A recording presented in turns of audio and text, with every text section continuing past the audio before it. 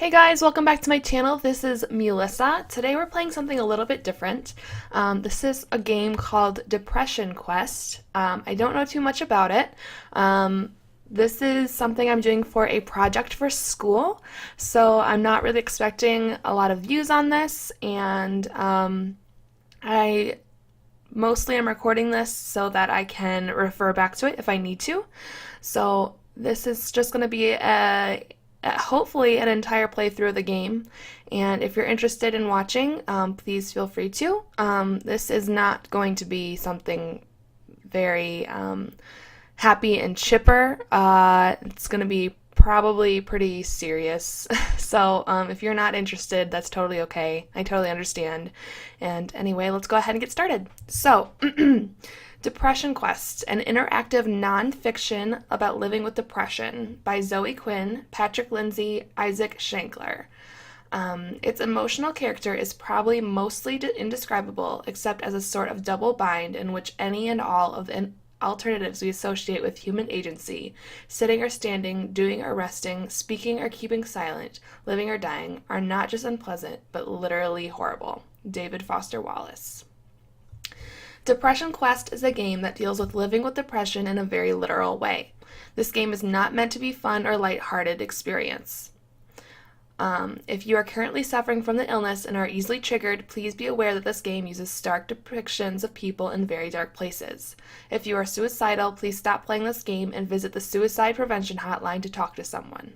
The goal of this game is twofold. Firstly, we want to illustrate as clearly as possible what depression is like, so that it may be better understood by people without depression. Hopefully this can be something to spread awareness and fight against the social stigma and misunderstandings that depression sufferers face. Secondly, our hope is that in presenting as real a simulation of depression as possible, other sufferers will come to know that they aren't alone and hopefully derive some measure of comfort from that. It goes without saying that because of the very nature of depression, it is experienced differently by every person who suffers from it. We aren't trying to say that this is the best or most accurate representation, merely that this is an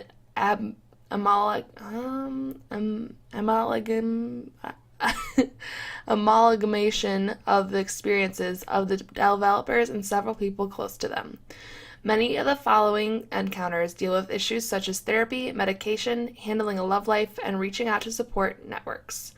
In reality, less than half of depression sufferers actually seek treatment for reasons such as lack of money, perceived personal failing, or public stigma.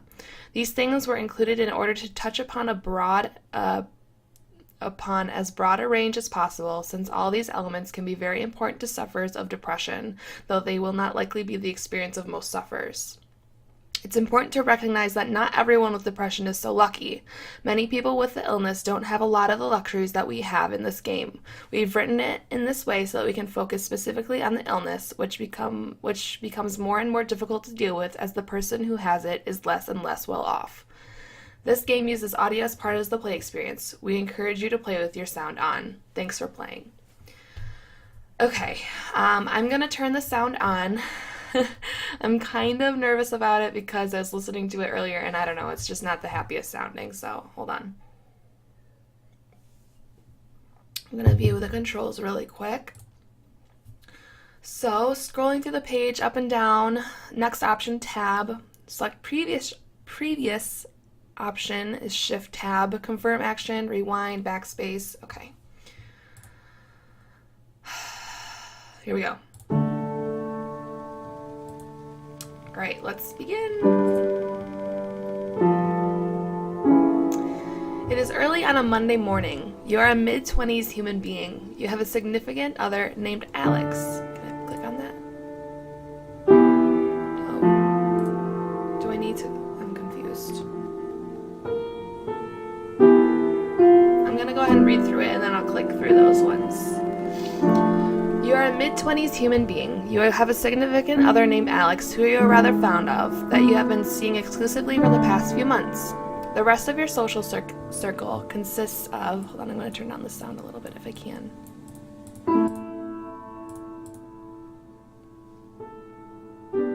It's a little too much for me. you've been seeing exclusively for the past few months. The rest of your social circle consists of a variety of friends and acquaintances, some of whom you met at your daily job, which is a little boring but pays the rent. You'd like to be doing more with your life, as would your parents, but you're still in the process of figuring out what it means and how to go about it. You are also dealing with motivation issues that sometimes make dealing with these things difficult. You feel like this is probably your fault, and on bad days can feel inwardly angry and down on yourself for being lazy, but you're not quite sure how you can break out of it, and how other people deal with these feelings and seem so very functional. You spend a lot of nights fixating on thinking about this, but never seem to do anything about it other than lose sleep. Alright, so Alex. You met Alex through a mutual friend a few months back. The two of you hit it off pretty well that first night, and after a series of initially awkward dates, you finally became a couple, much to your surprise and excitement. Alex is 3 months younger than you are, and is currently a student with a part-time job and broad social circle. She's also got a wide variety of interests, and oftentimes you worry that you might be too boring for her, but she has been good at trying to reassure you that she's happy with you. Your relationship consists of a lot of nights and watching Netflix when you've both got time off work and she doesn't have classes, with the occasional social outing that she tends to have to talk you into attending. She tries to be understanding when you are in one of your moods, as she puts it, though you are starting to feel like she doesn't understand what it's like for you, and this is a source of tension in your relationship. Coupled with your reluctance to want to go to college parties, this feeds your worry of not being excited enough for them. Social circle. Your social circle is made up of a few close friends, some of which you've known from high school and some from jobs that you've worked. You've also made various acquaintances through reluctantly going to social events with Alex, and you keep in touch with a few friend of friends that you occasionally run into. You've also had several online friends that you talk to regularly that you feel less guarded with, possibly due to communicating through the safety of being behind the keyboard. You enjoy the low commitment of the friendships since they don't expect very much of you other than to listen to and share personal thoughts and experiences. Despite the low commitment, you feel fairly connected with these people and tend to be more honest with them than most people you interact with in real life on a day-to-day basis. You feel incredibly nervous trying to make new friends on your own and are very good at talking yourself out of going to unfamiliar places or larger social engagements, regardless of how much you may actually want to attend. Meeting new people stresses you out to a high degree, and this is something you wish you could work past. You admit you have a bad habit of faking on social engagements, even with longtime friends, and are puzzled as to why some days you can't just force yourself to go see these people that you really do care about. Those that have stuck around long enough to be that close with you understand this is something you sometimes do, and have seemed to more or less accept it even though they chide you for it on occasion. However, you've had friends in the past give up trying to maintain a friendship with you because of this trait, taking your social anxieties as a personal slight, or eventually getting tired of trying to track you down all the time. You feel incredibly guilty about this, but are not quite sure how to change. Day job. You have a day job which you feel is really nothing special. You started out receiving minimum wage, but have stayed around long enough to be making enough to support yourself.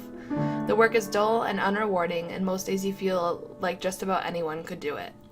You have a hard time relating to most of your coworkers, so you mostly keep to yourself and get the work done while you're there. There are 1 or 2 people you chat with, though you wouldn't consider yourself close with them. A lot of days lately you have had a really hard time getting out of bed and forcing yourself to go in. You started to wonder how long you can keep this up. You'd really like to find another job in your field of interest, but you feel like you are underqualified every time you look at online job postings. Sometimes you think about going back to school, but you would be unsure how you would be able to support yourself and wonder if the degree would really help anyway.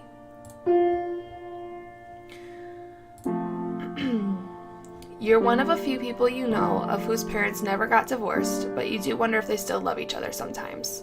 You have an older brother named Malcolm who has moved across the country with his wife to work a high-paying job. Every major holiday that you see him, you feel a bit jealous and like the lesser kid despite having genuinely happy to see him. You feel very ashamed of these feelings. Your parents genuinely care about you. This often involves inviting you back to your childhood home for dinner, though your mother thinks you never visit quite often enough. But but you get the impression they don't fully understand you. They want to see you succeed and don't know why you haven't gone further in life because you're so smart and talented. Anytime you've tried to talk to them about your motivation issues, they tell you that the solution is simply to work harder or want it more. Your father is genuinely more forgiving of your lack of career path, while your mother seems to think you're too smart to be in the position you're in. You know they love you and that they're not bad people, but you really feel like a big disappointment sometimes. Okay, so we're gonna get started. So it's an unseasonably warm Wednesday evening. You spent the past several hours at work. The past week or so you found your job motivation flagging more so than usual. You've been in a fog practically all day today, simply going through the motions without realizing even what you've been doing half the time, and yet time seems to be moving at half speed. You're so checked out that when your boss approaches you to tell you that it's dead and you can go home early, it barely registers. As you walk home, the streets hiss from the recent rainfall. You know that your significant other will be in classes until late, another couple hours at least. You briefly consider using this serendipitous solitude to catch up on that project you've been working on haphazardly for the past few months. A while back, you and some of your older friends were at the bar catching up. After liquefying considerably more of your paycheck than was perhaps responsible and ending up thoroughly in your cups, you open up to the only person you really consider yourself close to and end up launching into a drunken tirade about the meaninglessness of your utterly menial job and ultimately your own existence. Having never really seen you in such a state before, your friends are briefly taken aback by your sudden, uncharacteristic outburst. One of your friends suggested that you get involved with your hobby on a more regular, long-term basis, suggesting that spending your energy on something you actually care about might help you better cope with the shittiness of your 9-to-5. Although you were embarrassed that you let your guard down and you felt self-conscious at seeming to have single-handedly brought the mood down at the table, you convinced yourself on the cab ride home that maybe it would be worth trying out. You began your project some months ago and have miraculously managed to keep at it through your level of motivation, and subsequent effort rises and falls considerably, while you were surprised when you started at how good it felt to actually work on something you were passionate about. Lately you found it hard to muster the energy to even really care about this. As soon as you think about the work that awaits you at home, you can feel the panic creeping in from the back of your brain unbidden. All you can think about is how incredibly far behind you are, and the amount of work seems nothing less than insurmountable. By the time you arrive home and change out of your uncomfortable work clothes, the stress is weighing down on you like a heavy, wet wool blanket. Your computer seems to be staring you down from your desk. You want to sit down and work, but the mere thought of trying to work sends your stress levels flying. More than anything, you suddenly and absolutely feel exhausted and feel the strong desire to simply hide in bed. Do you?